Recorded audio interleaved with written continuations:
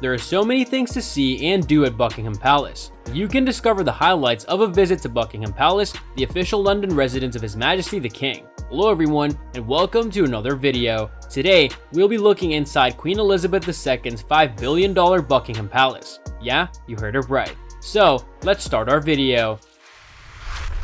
The Staterooms. The staterooms are the public rooms in the palace where the monarch and members of the royal family receive and entertain guests on state, ceremonial, and official occasions. There are 19 staterooms which mainly reflect the taste of George IV, who commissioned the architect John Nash to transform Buckingham Palace into a grand palace in 1825. The staterooms are furnished with many of the greatest treasures from the royal collection, including paintings by Van Dyck and Canaletto, sculpture by Canova, Sèvres porcelain, and some of the finest English and French furniture in the world. Many of the staterooms have particular uses today. The throne room is used for court ceremonies and official entertainment and was the setting for the wedding photos of the Duke and Duchess of Cambridge. The White Drawing Room, perhaps the grandest of all the staterooms, serves as a royal reception room for the king and members of the royal family to gather before official occasions. The Throne Room. The throne room's dramatic arch and canopy over the thrones was the masterpiece of the architect John Nash and was greatly influenced by his background in theater set designs. Central to the room is the pair of throne chairs, which are known as chairs of the estate, and were used for the coronation ceremony of Queen Elizabeth II in 1953. There are also chairs made for the coronation of King George VI, and a single throne chair made for Queen Victoria in 1837. The chair embroidered with the letters EIIR was used by Queen Elizabeth II at the beginning of the coronation, up until the point that she was crowned. After the crowning ceremony, she sat in the throne chair, which is on display in the Garter Throne Room at Windsor Castle. The Ballroom. This enormous room, the largest of the staterooms, was completed in 1855, during the reign of Queen Victoria. It was originally known as the Ball and Concert Room and features a musician's gallery complete with an organ. Today, the ballroom is used for official purposes, including investitures and state banquets. There are two thrones in the ballroom which were made for the coronation ceremony of King Edward VII and Queen Alexandra in 1902. The thrones are located in a dramatic setting. Statues by William Theed stand on top of a triumphal arch, flanked by sphinxes and enclosing the throne canopy. The winged figures at the top of the arch symbolize history and fame and support a medallion with the profiles of Queen Victoria and Prince Albert. Music Room. Originally known as the Beau Drawing Room, the music room was completed in 1831 and has not been altered since. This is the room where guests, having assembled in the Green Drawing Room, are presented before dinner or a banquet. Here too, royal babies are sometimes christened. The king and his two elder siblings were all baptized here in the water brought from the River Jordan. A spectacular feature of the music room is the parquet floor of satinwood, rosewood, tulip wood, mahogany, holly, and other woods. Inlaid with the cipher of George IV, it is a triumph of English craftsmanship and one of the finest of its type in the country. The Picture Gallery.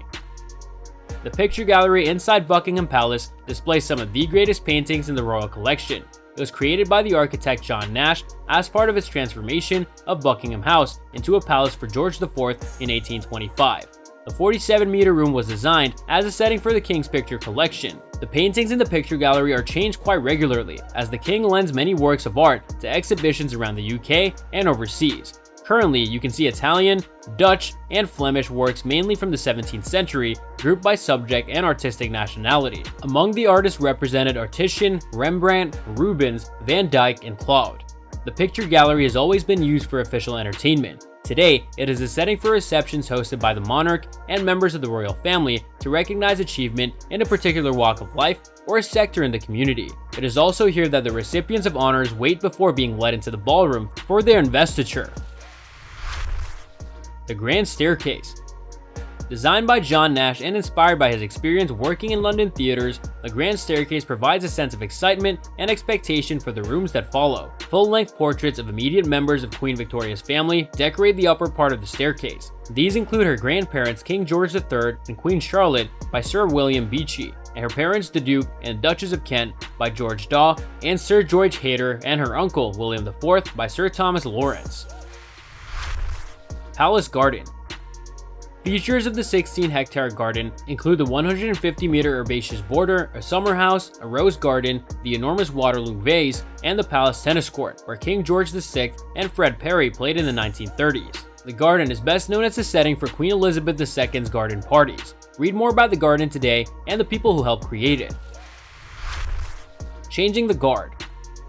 Changing the guard at Buckingham Palace encompasses colorful spectacles and British pageantry. During the changing the guard ceremony, also known as guard mounting, one detachment of troops takes over from another. The King's Guard is made up of the St. James's Palace and Buckingham Palace detachments. The new guard, who during the course of the ceremony become the King's Guard, march to Buckingham Palace from Wellington Barracks with musical accompaniment.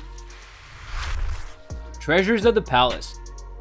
Each room in Buckingham Palace is filled with furniture, paintings, and objects with a story. Discover more about these objects online with our room-by-room listing explaining which objects from the collection are currently on display. Visit the Marble Hall where you can see the magnificent marble sculptures and dazzling paintings, including portraits of Queen Victoria's family.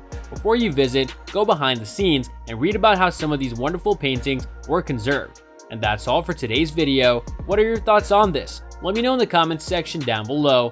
I hope that you found this video interesting, and if you want to see more videos like this, please consider subscribing to my channel. See you in the following video with some more of the latest updates, and until then, stay tuned.